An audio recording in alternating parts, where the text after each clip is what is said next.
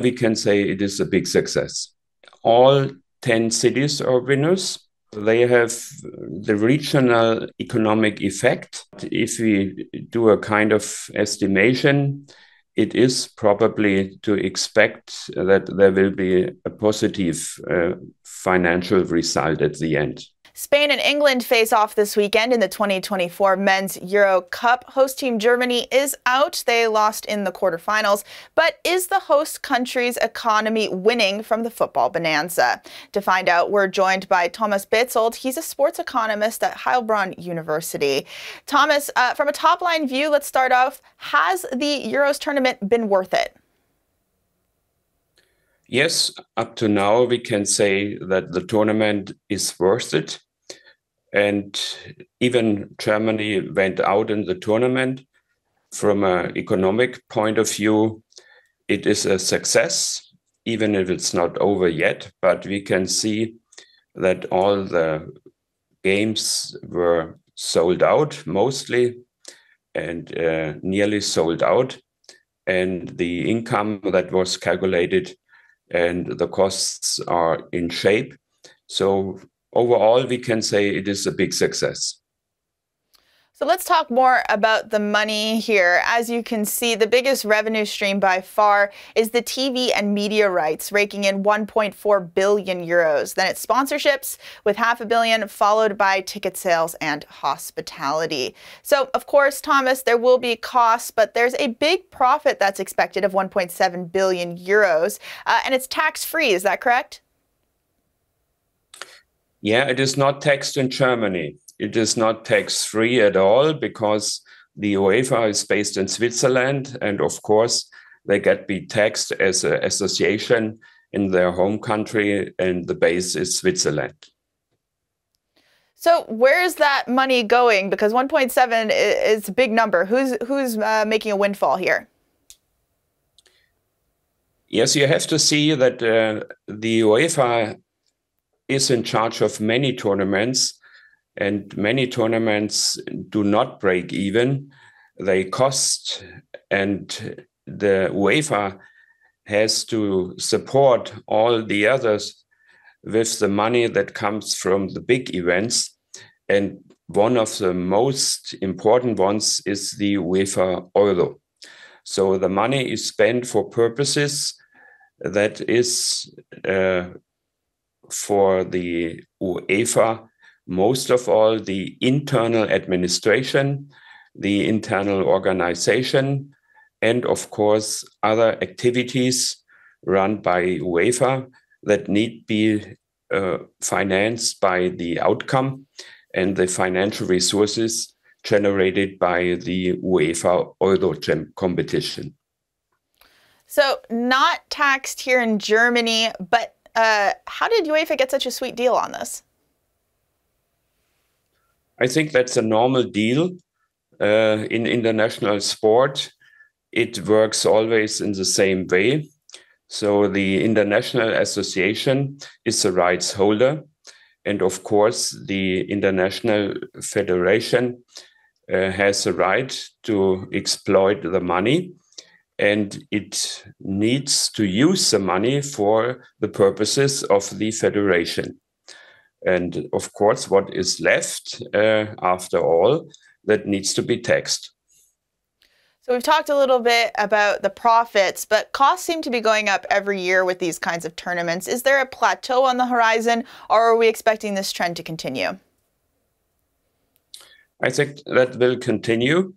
We have organizational costs that is one of the points and one of the expenditures the UEFA has to take. It's about 700 million this year. So if you see the tournament in 4 years, there will be a slight increase. But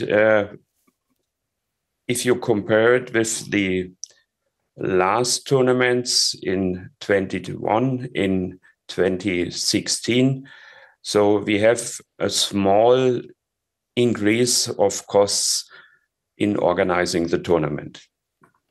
So Germany was the host country, but the tournament was played across several cities. Here we have a map and a look at how much it cost those cities to be part of the spectacle. Berlin spent the most, way over 80 million euros, followed by Stuttgart, Frankfurt, and Hamburg, paying upwards of 30 million euros. So costs were a bit lower for some of these other host cities, but Thomas, it's very expensive to host these games. Which cities do you think are winners here? I would say all 10 cities are winners. So they have the regional economic effect because of the generated additional income by the visitors. And it means that the retailers, the hotel and restaurant business and transportation business benefit from the big event. And therefore, the economic impact goes directly into the regions of the 10 cities. I'm a little surprised to hear that that you think all 10, that were 10 for 10 on this one. There was no cities that you thought maybe overshot the goal and are spent more than maybe they're seeing in returns? Could be, but there are also some things you can't measure directly. We have intangible effects like image effects. If you see the international reputation of the cities, if you see, for instance, the number of visitors that just came without a ticket and visiting the fan zones and the public viewing areas. So overall, I would estimate that all cities have a good cost-benefit relationship.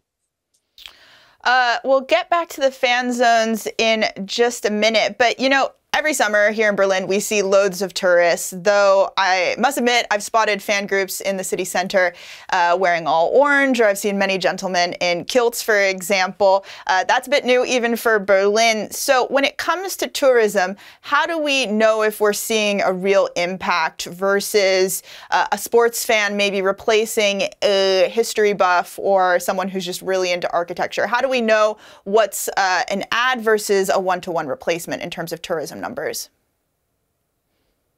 Yes, of course, we have to wait till the tournament is over. If we can see all the statistics and we can compare with a normal season, and then we see the differences in the months of June and July that were somehow generated by the tournament. One cost, but a much touted feature for this tournament has been the fan zones. Have those made their money back, do you think? Yeah, there are some organizational costs the cities have to stand for.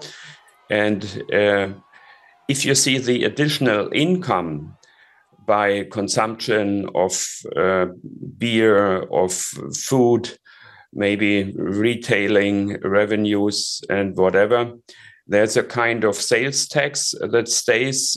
There is an additional economic impact by additional revenue, which is generated by the tournament. And that goes indirectly into the official money. And with the official money, the fan zones and all the activities of the host cities are co-financed. Earlier, we spoke to Kieran McGuire from the Price of Football podcast. Here's what he had to say. We would expect the German tournament to be far more lucrative. In fact, the only sort of global tournament, and here we're looking at the likes of the Euros, the FIFA World Cup and the Olympics. The only one which has actually made a profit this century was the FIFA World Cup in Germany in 2006. So, Thomas, as the tournament comes to a close, are we expecting to see a profitable Euros balance sheet after the final whistle? It's a little bit too early to have a final result because we have to figure out the numbers and the sales and the revenues generated by the UEFA Euro. But if we do a kind of estimation, it is probably to expect that there will be a positive financial result at the end. And but when it we're also looking... depends from which stakeholder perspective you look at it. If you see it from UEFA, there is a big positive result. If you see it from the German state, if you see it from the 10 host cities, from the German Football Association. So it's always very important to differentiate which partner of the UEFA you look on, and then you have to find out and you have to calculate if the result for them, for the single stakeholder, really pays off or not. That is exactly a question that came to mind for me, is what is the difference when we're talking about profitability from a UEFA point of view versus a host country or host countries point of view? It doesn't always sound like, from what you're saying and what we heard earlier, that both are always making their money back. Yeah, it's the easiest is to see the UEFA table, because they have a clear structure, what costs they have to dare or to take, and what income goes directly to the UEFA. And we have, on the other hand, the cities which have to calculate their own costs. If you look at the important area of security, so security is offered by the police, but also by private security services. And the official ones, which is delivered by the police, is hard to calculate because they are there anyway, and they are used for the special event. And these are costs that do not run directly into the budget of the 10 cities, but you have to calculate them. So it's not so easy to figure out exactly what costs do belong to the certain stakeholder. And that makes it difficult at the end to find a right balance between the delivery of the costs and the benefits that also go to different stakeholders.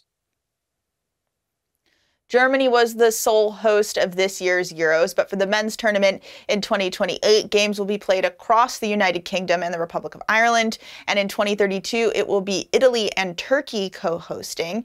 Thomas, do you think this is going to be the last time we see a single host country like Germany? No, I wouldn't expect that.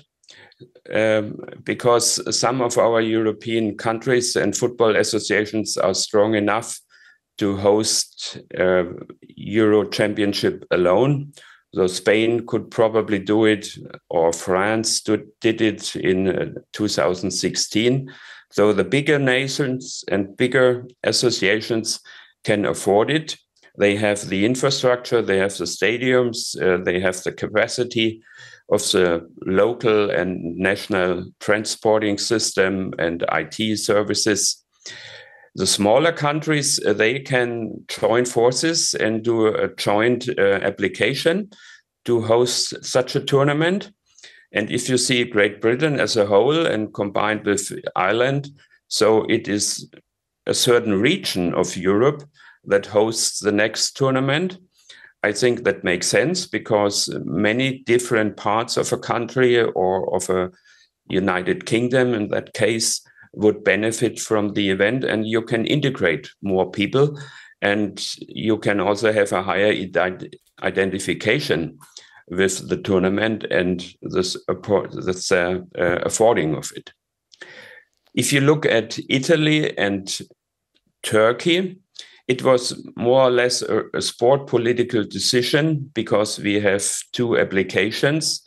And then the UEFA decides to combine the two countries, and you have a co-hosting of two different states which do not belong geographically together.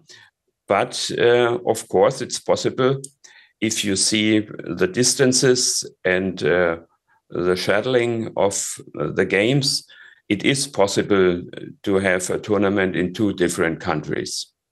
But for the future, I would expect that the bigger nations do it on their own, like Germany did it or France did it, as I mentioned, and the smaller ones, they can combine it and do a co-hosting, maybe 2 or 3 countries, what we also already had at the Euro with Austria and Switzerland, with Ukraine and Poland, or with the Benelux in 2000. So especially in Europe, we have many smaller countries, and it makes sense to give them the chance to host the Euro together. And Thomas, arguably the most important question in this interview is, who are you going to be cheering for this weekend in the finals? Oh, what a question. I would expect Spain to win. Okay, that's Thomas Bezold. He is a sports economist at Heilbronn University. Thomas, thank you so much for joining us.